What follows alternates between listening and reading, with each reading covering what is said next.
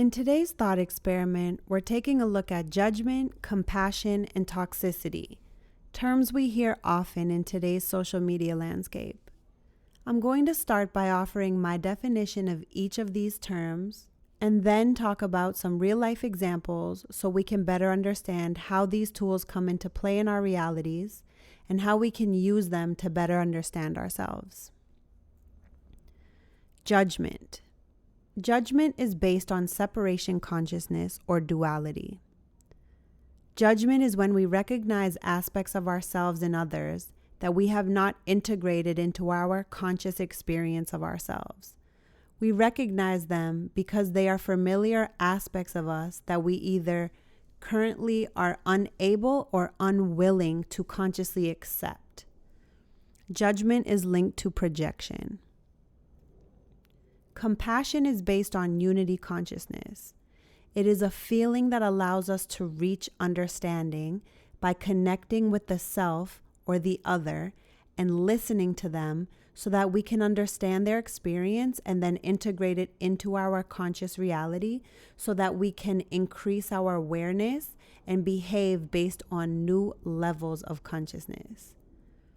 Holding space is a sacred practice in which you hold energetic space for someone to be their authentic self, even if you do not agree with what, how, or why they are doing it.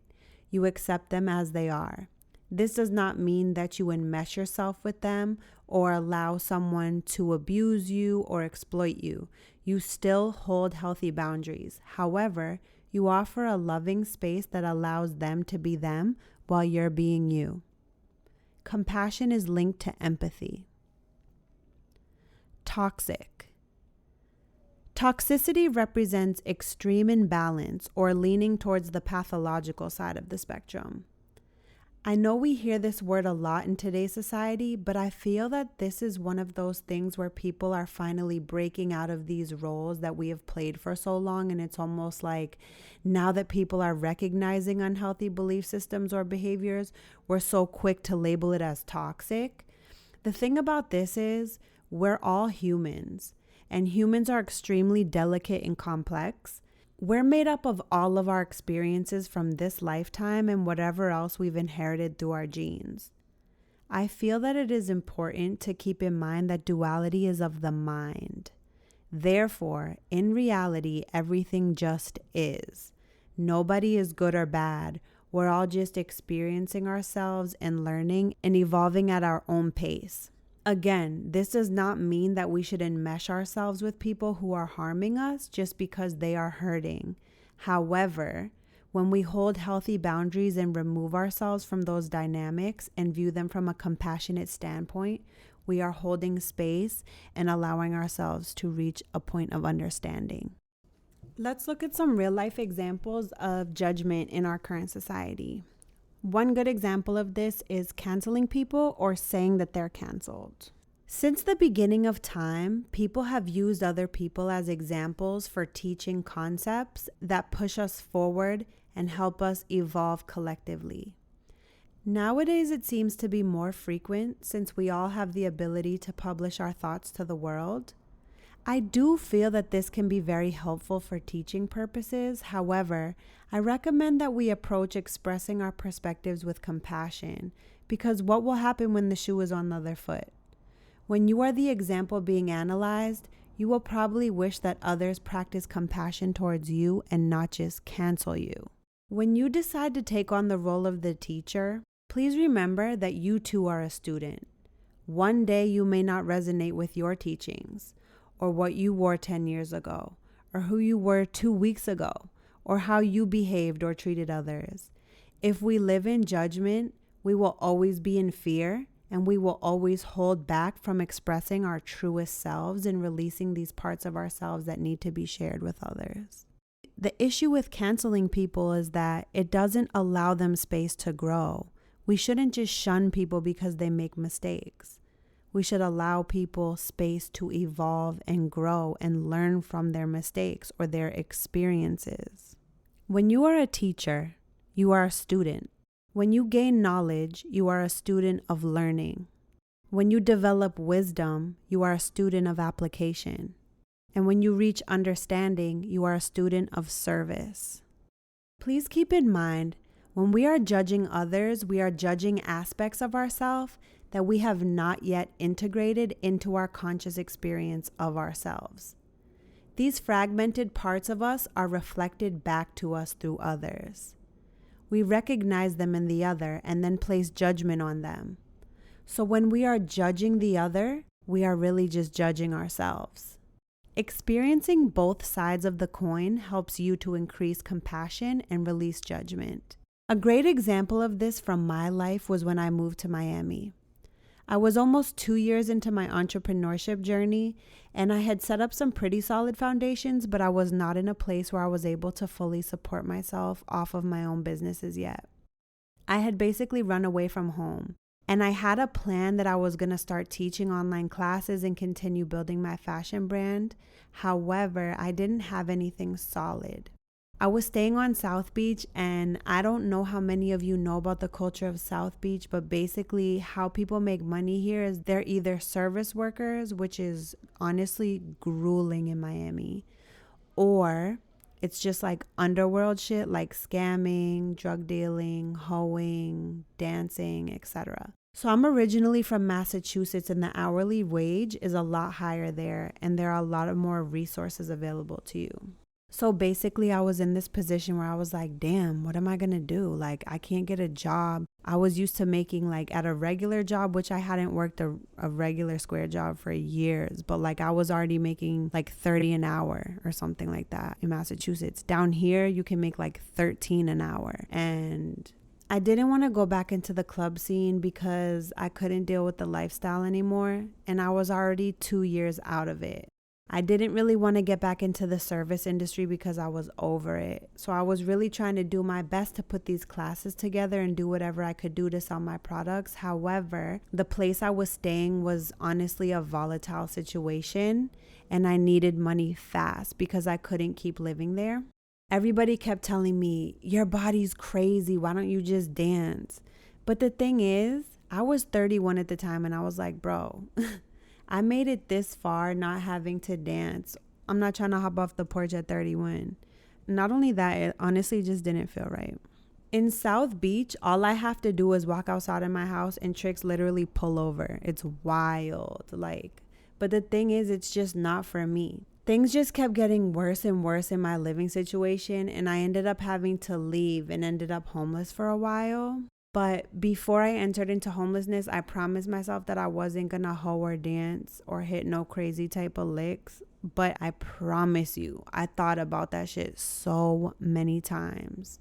Like, I definitely thought about it, and I'm not gonna lie. I ended up in some crazy situations where I had to learn fast and think on my feet, and I honestly got played a bunch of times, and shit was crazy. But overall, I gained a lot of compassion for myself and for women who go into the industry, like the sex working industry, because I get it. When you're in an economic system where the money you can earn does not match the amount of time and energy you're putting in, and your back's against the wall, you're going to have to be resourceful, and you might change your little tune up. And that's real shit. Long story short, I ended up getting 2 service jobs, and I got into an apartment, and then I got back to my businesses. But I wanted to share that experience with you so that you can see how easy it is to judge people, and then how the universe will flip your situation so that you can experience the position of those that you have judged. So you can understand what it's like and understand why somebody might do what they're doing. You really just never know what somebody's going through, and we all just don't have the same access to resources, and there are a lot of factors that go into this, including gender, race, socioeconomic status, whether you are a first-generation citizen in the country that you live in, your education level, what languages you speak, etc. The most important piece of this is that you experience the quote-unquote opposing position or the opposite side of the coin. I have a lot of friends who work full-time in the sex industry, and truthfully, we're all players in the sex market, whether we choose to acknowledge it or not. I'll get into this in a different video on sexual market value. However, I have friends who play all different roles in the industry. The point is that even being that close to people I really care about who make their living in it full time, I still had to be in the position where I felt like I had no other choice to truly feel that level of compassion and reach a certain level of understanding of what it feels like to be in that position. Before, I was just experiencing empathy because I genuinely care about people, connection, and understanding. But this turned into sympathy because I was able to see it from their perspective and feeling it through the experience and the ups and downs of it. And I have to be honest, when I was homeless, having game is what kept me alive. Another recent experience I had practicing and receiving compassion was yesterday. I went to Target to pick up a few things, and I asked one of the men working there if they had any potting soil for plants, and he signed to me that he's deaf, and he handed me his handheld device that tracks what products they have in stock. But due to the current health crisis, I signed to him that I didn't want to touch it because of the coronavirus and like the social distancing thing. So he opened up his cell phone and had me speak into his phone so that it would transcribe my voice into text. And this situation was so beautiful to me because 2 years ago, I had surgery on my vocal cords and I was unable to speak for 3 or 4 weeks. So I would communicate with people using a similar app. And it just made me feel so good that I could relate to him and be patient with him while he was opening up the app and going out of his way to communicate with me and accommodate my needs. They didn't have what I was looking for, and I thanked him for taking the time to go out of his way to help me. But our interaction alone was so healing for me. Like, I felt so good, and I could tell that this interaction made him feel good as well. This is a perfect example of both parties practicing compassion for one another. We both cared enough to take the time to connect with each other so that we could reach a new level of understanding. Another aspect to consider is evolution. Sometimes we will see things in the media where someone is under intense scrutiny by society. An example of this is what has been going on with Harvey Weinstein. Sometimes catalytic events like these occur with an intense, energetic release to bring awareness to things that need to be then released, cleared, or changed by any means necessary. So in this case, he is being judged based on his misuse of power because that outdated system needs to be brought to the light so that it can be cleared and allow a more authentic system to develop in its place.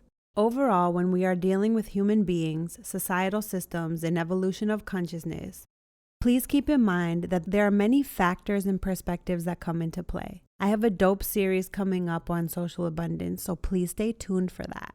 As always, I hope you enjoy this thought experiment. Please leave your thoughts below and keep it cute in the comment section. Stay tuned for future broadcasts. Toodles.